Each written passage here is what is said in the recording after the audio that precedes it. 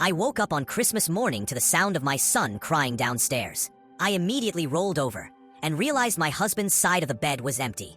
He must be downstairs, I thought, probably comforting our son about a present he didn't like. I rushed downstairs, expecting to find them sitting on the couch surrounded by wrapping paper.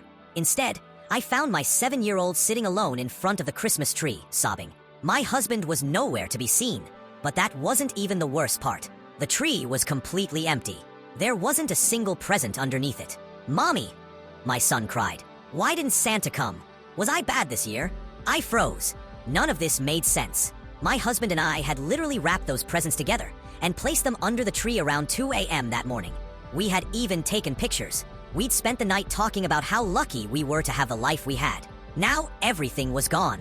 "I tried to be good," my son sobbed. "I shared my toys. I left Santa milk and cookies. Why doesn't Santa love me?" I knelt down and held his face. My heart was breaking, but I couldn't let him see how scared I was. "Baby," Santa came. "There was just a little mix-up. Mommy is going to make some calls and get your presents back." Then I forced a smile. "Okay, I need you to go outside and build the biggest snowman ever. Make it so big that Santa can see it from his sleigh." My son wiped his nose. "Really? You can get the presents?" I swallowed hard. "Yes, now go." He put on his snow clothes and ran outside. The second the door closed, I let myself cry. Just for a moment. Then I ran upstairs. I grabbed my phone to call my husband. But before I could, I noticed something. His closet was empty.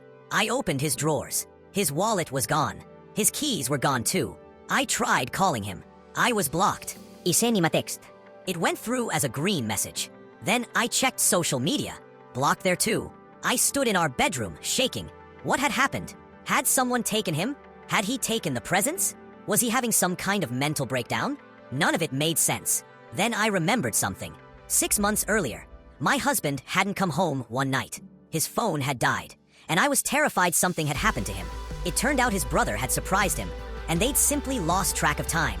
After that, my husband agreed to put a tracker on his car. He told me I could check it whenever I wanted, so I opened the tracking app. His location was still live. He hadn't disabled it. I zoomed in. He was about 90 minutes away at an address I'd never seen before. I stared at the little blue dot on the screen. My mind was racing. "He left the tracker on," I whispered.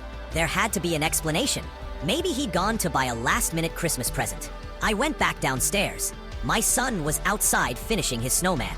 "Mommy, did you call Santa?" "I did." I forced a smile. "Good news. We have to go on a little adventure to get your presents." His eyes lit up. "Like a treasure hunt?" "Exactly. Like a treasure hunt." We got into the car. My son was incredibly excited. He talked the entire drive about what he hoped Santa had brought him.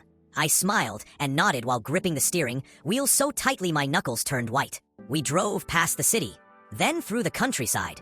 Eventually, we entered a beautiful suburb I'd never been to before. The GPS announced, "You have arrived." I looked up.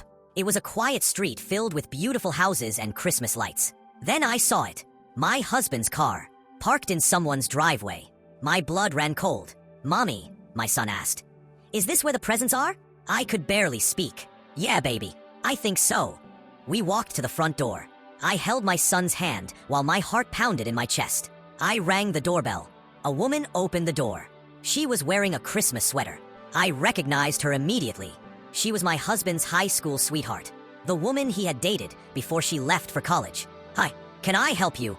Before I could answer, I heard footsteps behind her. My husband appeared. The second he saw me, his face went completely pale. We stared at each other. Then I looked past him into the living room. My stomach dropped. 2 children were playing with presents. Our presents. I recognized the wrapping paper immediately. The same paper we'd used just hours earlier. And there was even the jewelry box I'd bought for myself sitting on the couch. He hadn't just disappeared. He had taken our son's Christmas presents and brought them here. My son tugged on my hand. "Mommy, that boy has the race car I asked for." The woman turned toward my husband. "Honey, do you know her?" I stepped forward. "I'm his wife." I pointed toward my son. "And this is his son." Then I pointed inside. "Those are our presents." The woman's face went completely white. "Wife." She slowly turned toward my husband. "You told me you were divorced." My husband didn't say a word. I looked at the 2 children. "Are those his kids?" The woman shook her head. "No, they're mine from my first marriage." I couldn't believe what I was hearing.